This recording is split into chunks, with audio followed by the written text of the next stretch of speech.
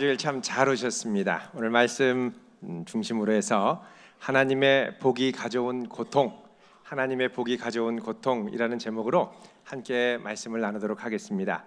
오늘부터 우리는 출애굽기 강해의 또 대장정을 출발하려고 합니다. 출애굽기 하면 우리에게는 상당히 익숙한 책이죠. 창세기보다 훨씬 더 익숙합니다. 그 이유는 이 출애굽기가 영화로 많이 제작돼서 상영이 됐기 때문에 그렇습니다. 세대와 세대를 이어서 이 출애굽의 이야기는 우리에게 상당히 익숙합니다. 1956년에 이 출애굽에 관한 아주 유명한 영화가 나왔습니다. 이 영화 배우 벤 허로, 유명한 이 배우 찰턴 헤스턴이 주연한 10개, 이게 이제 찍히고 이거를 촬영하고 나서 전 세계에 공개를 했는데 아주 큰 반향을 일으켰죠. 큰 히트를 쳤고 또 우리나라 극장에서도 상영돼서 많은 분들이 가서 봤고, 또 그 이후에도 해마다 성탄절이나 연초가 되면 이 10개는 아주 단골 메뉴로 등장을 했었습니다. 그러다가 1998년에 이 디즈니 회사에서 이집트 왕자라는 제목으로 어린이 애니메이션을 이제 만들어서 전 세계에 아주 큰 호응을 얻었습니다. 이 영화에서 사용된 주제곡이 또 유명했습니다. 아주 유명한 가수 머라이어 캐리, 또 휘트니 휴스턴 같은 아주 걸출한 이 가수들이 이 주제가를 불러서 이 주제가가 아카데미 영화상 이 주제가상을 받았습니다. 또 최근에는 할리우드의 유명한 이 배우인 크리스찬 베일이 모세로 분장을 해서 엑소더스, 신들과 왕들이라는 영화에 출연을 해서 아주 실감나는 연기와 또 실감나는 특수 효과들을 저희들이 본 적이 있습니다. 이처럼 출애굽기의 내용은 많이 익숙합니다. 그러나 이런 내용들, 영화의 내용들을 보면 이 영화의 재미와 또 극적인 요소를 자극적으로 드러내는 것에 자꾸 치중을 하면서 이제 만들다 보니까 출애굽기가 갖고 있는 이 말씀 자체에는 이제 상대적으로 집중하지 않은 것이 사실입니다. 여러분 생각해 보십시오. 우리 중에 만약에 이게 말씀을 기초로 출애굽기를 제대로 만들었다면 출애굽기 이 영화를 보고 우리 마음에 어떤 생각이 들어야 되냐면, 야, 출애굽기 읽고 싶다. 영화 보면 옆에 서점에 가가지고 성경 사가지고 출애굽기를 봐야 됩니다. 근데 제 주변에 보면 영화를 보고 출애굽기가 궁금해서 보고 싶다고 하는 분은 한 번도 못 본 것 같아요. 이게 쉽지가 않다라는 거죠.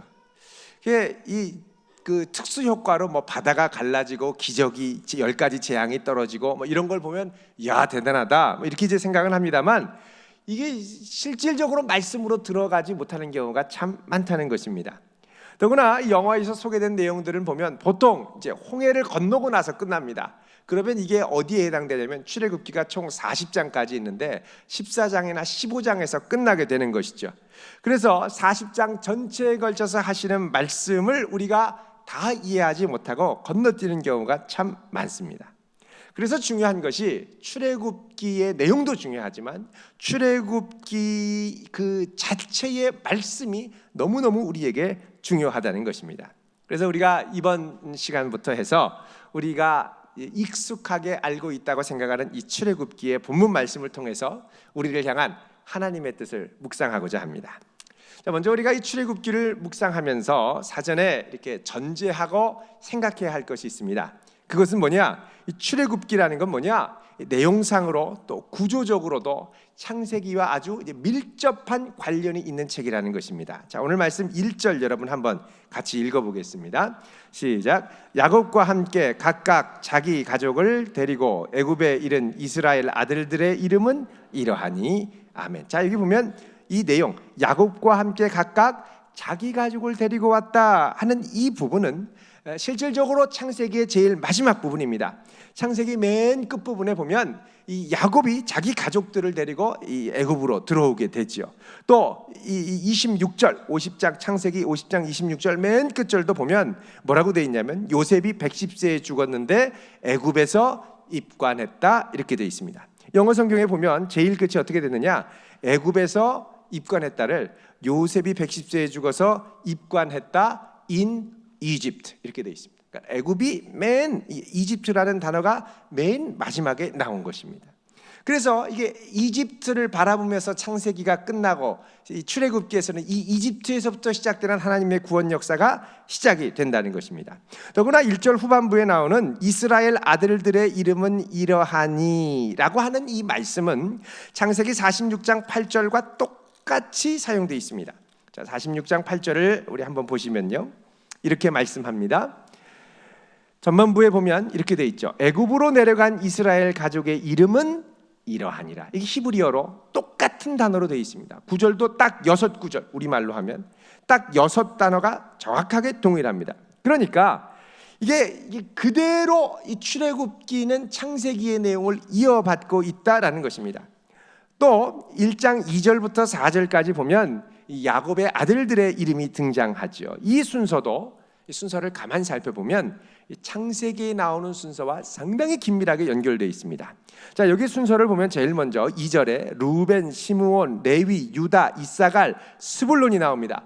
여기는 다 누구의 아들들이냐? 이 6 아들은 야곱의 첫 번째 아내인 이 레아의 6 아들들입니다.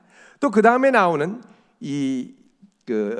베냐민이 나오죠. 2절, 3절 끝에 이 베냐민은 누구냐? 이 야곱의 사랑하는 둘째 아내였던 이 라헬의 아들입니다. 물론 요셉도 있는데 요셉은 애굽에 있었기 때문에 여기서는 정식으로 포함이 되지를 않습니다. 자, 그 다음에 세 번째가 나오는데 바로 누구냐면 단과 납달리입니다. 단과 납달리는 라헬의 여종 빌하의 2 아들이었습니다. 그 다음에 네 번째가 갓과 아셀인데 이 갓과 아셀은 레아의 여종인 실바의 2 아들이었습니다.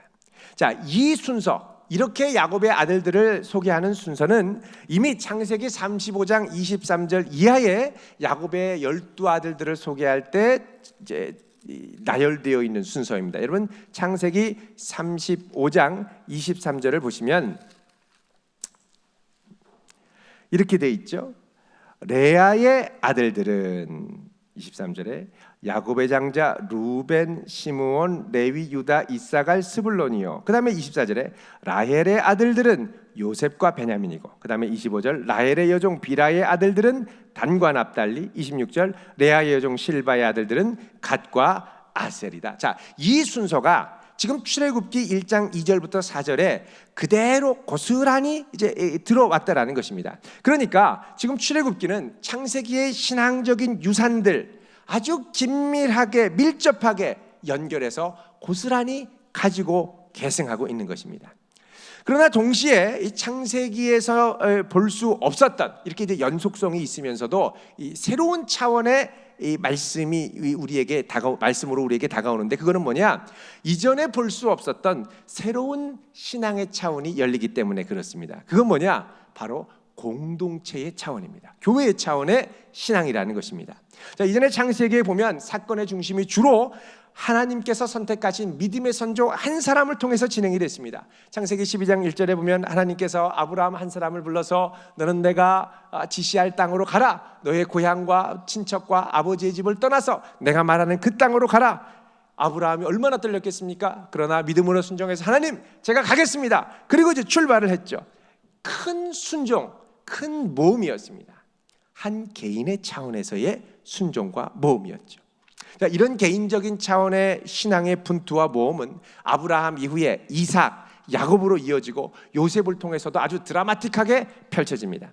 그러나 출애굽기에서는 한 개인의 신앙의 차원을 넘어서 이게 신앙 공동체, 구약의 이스라엘 교회의 차원으로 확장되고 있습니다. 자, 5절 말씀 보면 야곱의 허리에서 나온 사람이 모두 몇 명이라고 그럽니까? 70명이라고 되어 있습니다. 70이라는 숫자는 완전수 7에 많음을 의미하는 10이 곱해진 숫자입니다.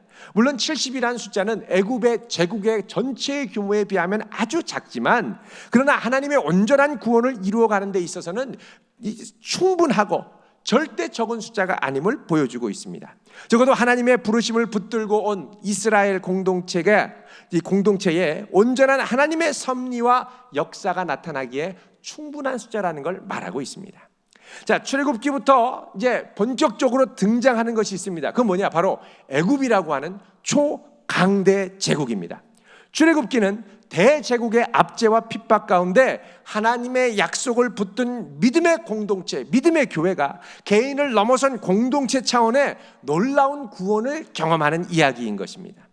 공동체 차원의 구원은 우리가 잘 아는 홍해가 갈라지는 사건으로 끝나지 않습니다. 극적인 구원 이후에 그 다음에 이어지는 구원의 차원인데 뭐냐? 바로 이스라엘 백성들을 하나님의 백성으로, 하나님의 교회로 만들어가는, 이걸 spiritual formation이라고 합니다. 영성 형성의 과정이 계속해서 진행되어 가고 있다는 것입니다. 그래서 하나님께서 광야에 가시면서 광야로 인도하면서 길이 없는 사막에서 길을 내시고, 샘물이 없는 이 사막에서 샘물을 내시고, 하늘에서 만나를 내시고, 그러면서 가르쳐 주시는 것이 있죠. 그건 뭐냐? 하나님의 백성 이스라엘 교회는 떡이 아니라 하나님의 입에서 나오는 말씀으로 산다라는 것을 알려주기 원하신 것입니다. 그래서 믿음으로 교회를, 이스라엘을 형성해 가면서 생육하고 번성하는 더 큰 선교적인 차원으로 나아가는 것입니다. 자, 이러한 이 출애굽기의 전개는 우리에게 아주 큰 믿음의 도전을 줍니다. 성도 한 분 한 분 저마다를 보면 다들 믿음의 고백들이 있습니다. 하나님 살아계심 압니다. 나를 구원해 주신 것도 압니다. 그런데 막상 믿음의 공동체에 들어가서 함께 구원의 대열에 동참하면서 믿음 생활을 하는 것, 함께 하나님의 구원 역사를 경험하는 것, 이것에 상당히 약한 분들이 많습니다. 물론 원인은 여러 가지가 있을 것입니다. 그러나 분명한 것은 하나님의 구원 역사는 한 개인만이 아니라 공동체 차원의 부르심을 여전히 오늘날도 포함하고 있다는 것입니다. 물론 상황은 변합니다. 지도자도 바뀌고 또 지도자가 죽기도 하고, 그럼에도 불구하고 우리를 교회로 부르시는 그 부르심, 공동체로 부르시는 그 부르심은 멈추지 않고 계속된다는 것이죠. 자, 오늘 본문에도 보면 공동체의 지도자격이었던 요셉도 죽고, 요셉을 알던 형도 죽고, 그 시대의 사람들 다 죽었습니다. 6절 보십시오. 요셉과 그의 모든 형제와 그 시대의 사람은 다 죽었다 그러죠.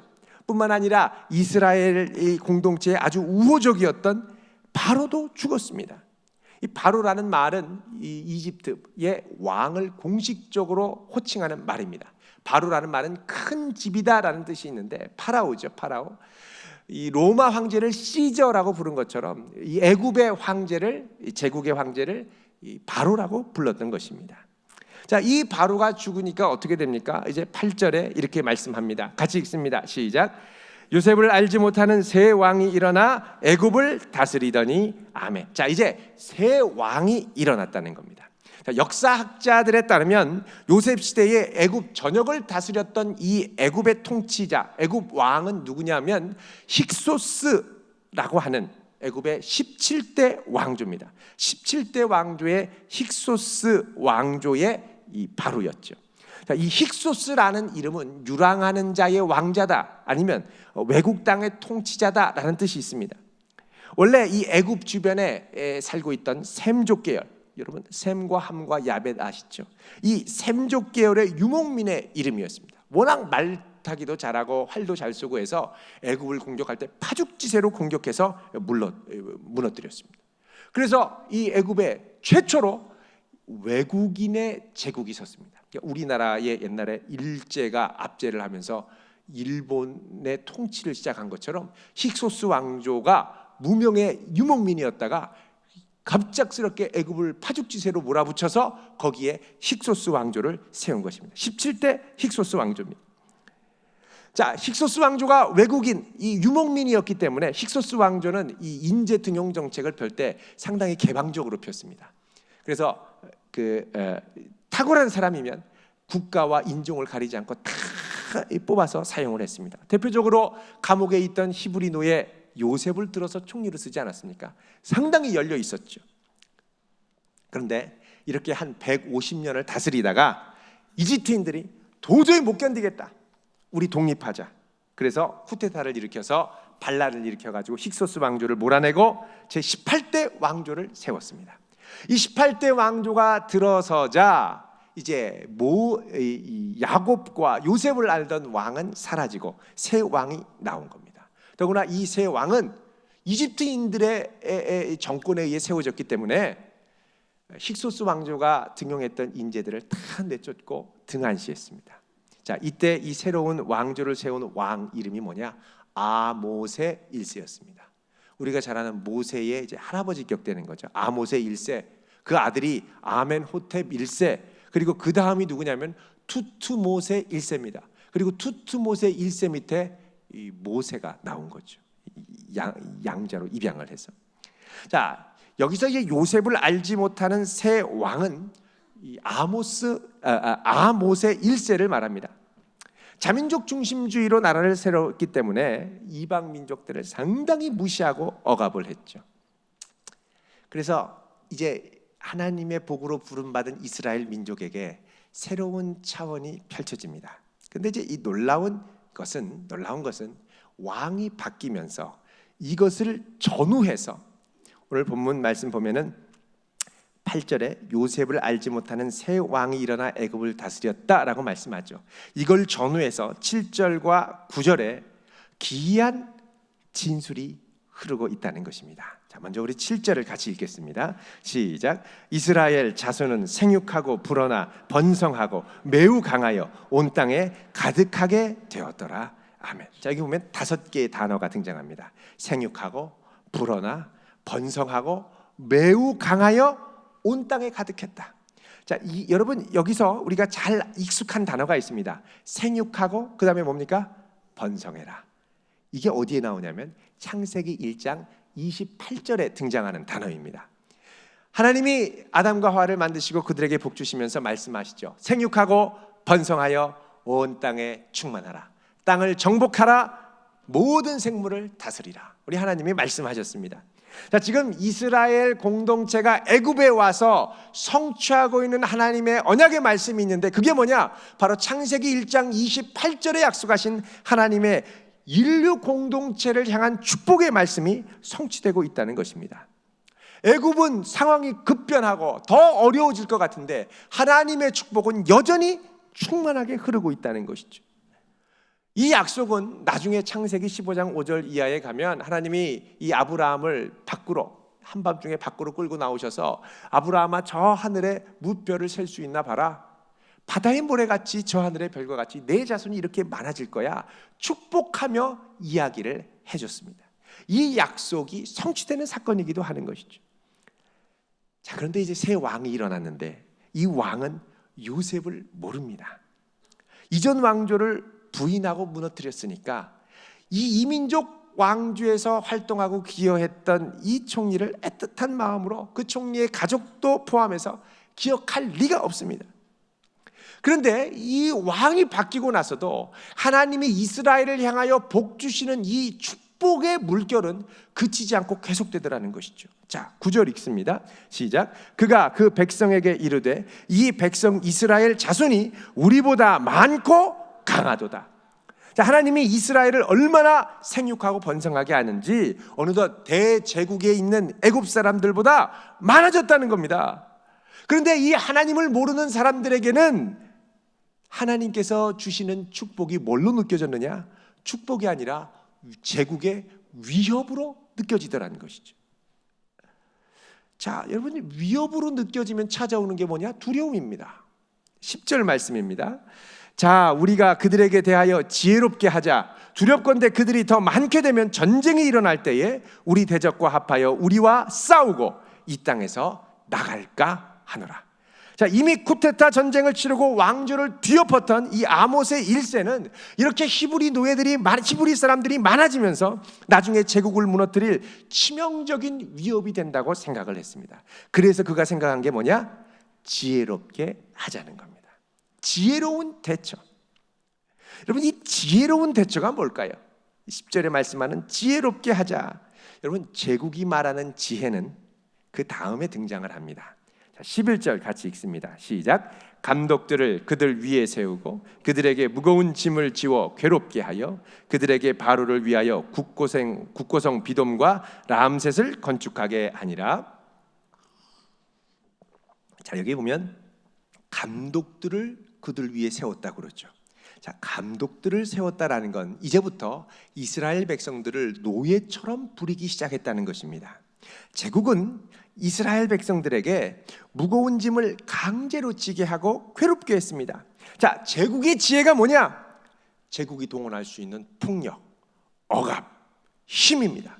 이 폭력적인 힘 앞에 꼼짝하지 못할 것을 알고서 노골적으로 제국의 힘을 들이미는 것, 이게 바로 뭐냐? 제국이 동원하는 지혜라는 것입니다. 자, 이런 강제적인 폭력과 착취로 제국은 무엇을 달성하려고 하고 있습니까? 바로 제국의 번영입니다. 축복입니다. 이스라엘 백성으로부터 착취한 무거운 강제 노동의 이 짐을 통해서 제국은 국고성 비돔과 람셋을 우뚝 건설합니다. 이 국고성이라는 건 제국의 부와 재물을 한 곳에 모아두고 식량을 비축해둬서 유사시에 제국을 살아나게 하는 아주 심장과 같은 역할을 하는 것이죠. 보통은 이 국고성과 수도가 같이 있는 경우도 많습니다. 그래서 람셋이 새롭게 이 아못의 1세가 옮기는 수도일 가능성이 상당히 큽니다. 자, 이스라엘의 번영과 축복을 두려워하면서 이들을 제국의 힘으로 강제해서 제국의 번영에 기여하도록 만드는 것이 바로 제국의 지혜입니다. 동시에 이것은 제국의 지혜인 동시에 뭐냐? 하나님 백성의 고난이기도 하다는 것입니다. 하나님 백성의 고난. 여러분, 하나님의 백성들은 잘못해서 혼나고 고난받는 경우도 가끔씩 있습니다. 그러나 많은 경우에는 하나님의 축복을 너무 많이 받아서 고난이 찾아오는 경우도 있습니다. 여러분, 복 많이 받기 원하시죠? 망설이시는 것 같은데요. 여러분, 만약에 그렇다면 이것과 함께 따라오는 이 제국의 실력 행사로 인해서 고난받을 각오도 함께 해야 됩니다. 여러분, 우리나라가 해마다 세계 1위를 지키는 통계가 있습니다. 자랑스러운 건지 부끄러운 건지 한번 들어보십시오. 그거는 뭐냐?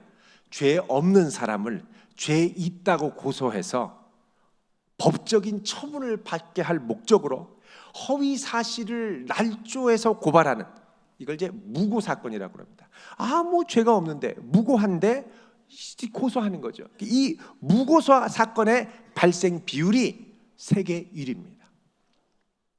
2013년에 8,816건이었던 것이 2014년에는 9,862건, 작년에는 드디어 10,000건을 넘었습니다. 10,156건. 해마다 급증합니다. 이걸 인구 대비 비율로 하면 이 어마어마해집니다. 세계 그 어느 나라도 따라올 수 없는 부동의 일입니다. 15년 전에 일본 통계랑 비교한 적이 있습니다. 인구 대비 비율로 해보니까 우리나라가 1,483배나 많더라는 거예요. 일본은 진짜 잘못한 걸 고소하는데 우리나라는 기분 나쁘면 고소해버리는 거예요. 이래서 잘못했다 저래서. 그래서 여러분, 영화 배우들 보면 가끔씩 잘 나가다가 성추행했다 하고서는 이제 막 이 언론에 나오지 않습니까?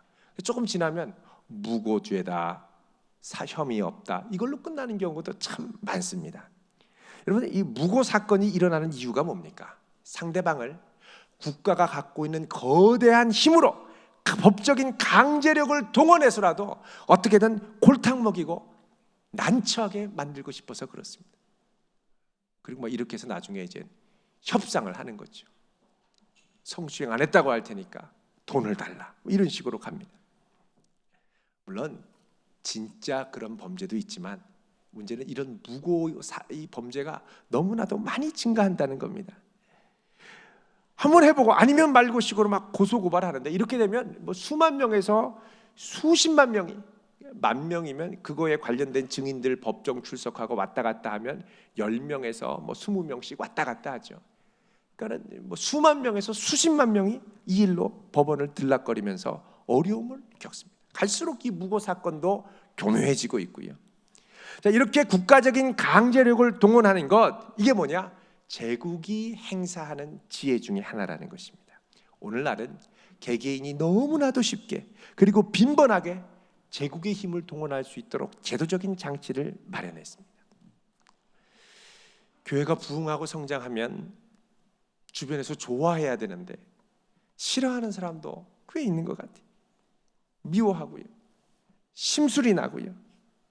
막 앞에 가로막을 막 세우라고 하고 온갖 민원을 동원하고, 어떨 때 보면 민원을 위해 역사적 사명을 띠고 이 땅에 태어난 분들 같으세요. 그렇게 해서 해놓고 막아놓으면 뭐 합니까? 보니까 왔다 갔다 하는 분들이, 이 주중에 이 유치원으로 들어가는 분들이 얼마나 불편해하는지, 사고 날 뻔한 경우도 여러 번 있습니다. 큰 불편함을 감수하고서라도 나는 민원을 넣어야 한다. 강력한 이 동기부여가 있는 것이죠. 여러분, 이게 하나님의 백성이 추구하는 방향과 세상이 추구하는 방향이 다르기 때문에 그렇습니다. 하나님 백성이 추구하는 가치관과 세상이 추구하는 가치관이 달라서 그렇습니다. 그런데 제국이 이렇게 막 여러 가지 법적인 강제력을 동원해서 막 누르려고 해도 도저히 통제되지 않고 누를 수 없는 것이 하나 있는데, 그건 뭐냐? 하나님의 복 주시는 은혜입니다. 이건 아무리 누르려고 해도, 제국이 아무리 이런저런 교묘한 수단과 방법을 다 동원해도 억눌러지지가 않습니다. 자, 12절 말씀 보십시오. 읽어봅니다. 시작. 그러나 학대를 받을수록 더욱 번성하여 퍼져나가니 애굽 사람이 이스라엘 자손으로 말미암아 근심하여. 자, 여기 보면 학대를 받을수록 어떻게 합니까? 더욱 번성하고, 그 다음 어떻게 해요? 퍼져나가니. 여러분, 여기 아주 독특한 단어가 있는데 뭐냐면 퍼져나간다라는 겁니다. 영어로 하면 스프레드 정도가 되겠죠. 번성하는 건 멀티플라이, 몇 배로 늘어나는 거죠. 그런데 이 스프레드는 뭡니까? 그냥 샥 발라버리는 거예요. 도배해버리는 거죠. 여러분, 스프레이 쫙 뿌리면 번져나가죠. 수억 개의 분자가 퍼져나가는 겁니다. 그러니까 하나님이 복 주셔서 멀티플라이, 몇 배로 늘어나는 거가 다가 아니라 감당할 수 없을 만큼 막 퍼져나가는데, 짓누를수록 퍼져나가는 거예요. 그러니까 이걸 보고 무서운 거죠. 그래서 애굽 사람이 이스라엘 자손으로 말미암아 어떻게 합니까? 근심하는, 더 무서워지는 거예요. 그래서 이들이 더 무섭고 두려우니까 하는 것이 뭐냐? 13절에 보면 이스라엘 자손에게 이를 엄하게 시킨다 그럽니다. 여러분, 엄하게 시켰다, 영어 성경에 ruthless라고 되어 있습니다. 무자비하게 시켰다는 거예요. 너무너무 힘들고 괴로워서 오늘 하루만 쉴게요, 못 나가겠어요, 이러다 쓰러지겠어요, 아무리 말해도 예외 없이 항상 무자비하게 힘들게 괴롭히는 겁니다. 그 구체적인 무자비한 이 노역이 뭐냐? 14절에는 이렇게 말씀합니다. 읽습니다. 시작. 어려운 노동으로 그들의 생활을 괴롭게 하니 곧 흙 이기기와 벽돌 굽기와 농사의 여러 가지 일이라 그 시키는 일이 모두 엄하였더라. 아멘. 이집트 고대에 발견된 문서 중에 직업에 대한 풍자라는 문서가 있습니다. 직업에 대한 풍자. 여기 보면 이제 그 당시에 벽돌 굽기에 대한 진술이 나오는데 이렇게 설명을 합니다. 매일 만들도록 할당된 벽돌의 분량이 2,000개였다. 이걸 40명의 남자들이 만들어내야 했는데 실제로는 너무 벅차서 거의 만들어내지 못했다. 2,000개씩 만들어내고 그 다음에 어떻게 합니까? 농사일도 해야 되고 또 이런저런 제국의 행사에 동원됐던 것입니다. 여러분, 이 벽돌을 굽는 건 흙을 채취해서 반죽을 해서 찍어낸 다음에 말려서 내는 것까지를 포함합니다. 이걸 하루에 40명이 2,000개씩 만들어서 내야 됐다는 거죠. 여러분, 그야말로 이 죽을 지경입니다. 이렇게 하면 죽을 지경이에요. 그런데 이 죽을 지경 가운데 하나님은 왜 이렇게 넘치도록 복을 부어주시죠? 하나님의 복은 넘치도록 부어지는데 나는 죽을 지경이에요. 힘들어 죽겠어요. 이게 참 역설적인 상황이 펼쳐지는 겁니다. 그래서 우리가 성도가 고난받는 상황을 잘 이해해야 됩니다. 여러분, 이스라엘이 복을 받는 이유가 무엇입니까?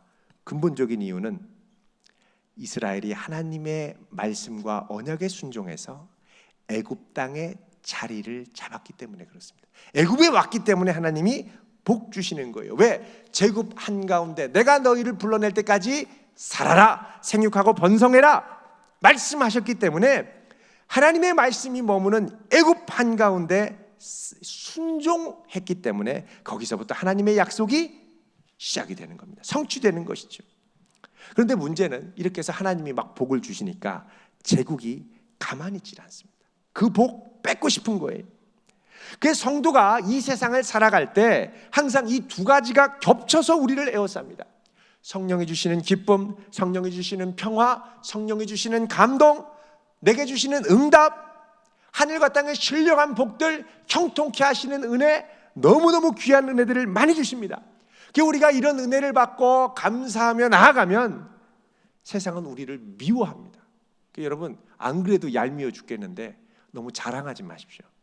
너무 자랑하면 더 미워합니다. 가만히 있어도 알아요. 그리고 시기합니다. 왜요? 저 사람은 제국이 추구하는 방향으로 가지 않아서도 얄미로운데 또 하는 일은 왜 이렇게 잘 되는 거예요?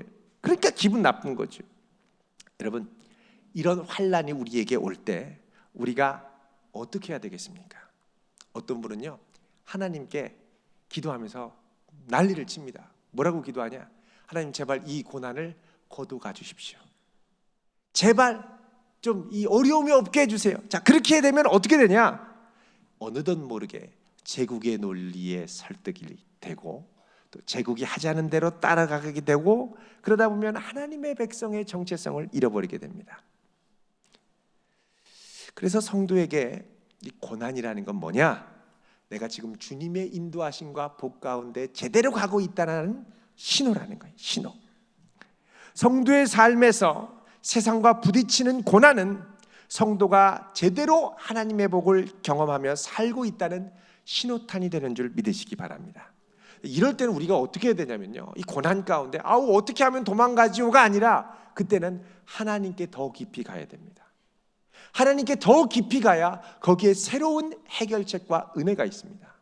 근데 주변을 기웃거리면 해결이 날 것 같은데 갈수록 미궁에 빠집니다. 일본에서 설립된 지 90년이 지나도록 계속해서 부동의 세계 1위를 차지하는 화학 섬유 회사가 있습니다. 바로 도레이라고 하는 회사입니다. 보통 화학 섬유 산업은 경기에 상당히 민감하죠. 그래서 선진국으로 진입할 때 신흥국에서 이제 많이 포기하는 산업입니다. 나라를 일으키기 위해서 섬유 산업을 도입하지만 어느 정도 궤도에 오르게 되면 더 이상 경쟁력을 상실하고 원가 경쟁력 많이 떨어지죠. 그래서 결국은 포기하게 되죠. 우리나라에서도 이 대구가 섬유 산업으로 유명했다가 이제 경쟁력이 점점 이제 없어지니까 이제 많이 포기하고 문을 닫고 그러지 않았습니까? 일본에서도 1990년대에 석유 산업이, 이 섬유 산업이 경쟁력이 없다고 판단돼서 정부가 정책적으로 이 섬유 산업을 거두어 가려고 했습니다. 많은 회사 정부 고위직들이 와가지고 도레이한테 업종을 바꿔야 된다고 설득하고 컨설팅도 해주고 자문도 줬습니다. 시대의 흐름을 타지 않으면 도태된다고 얘기를 했습니다.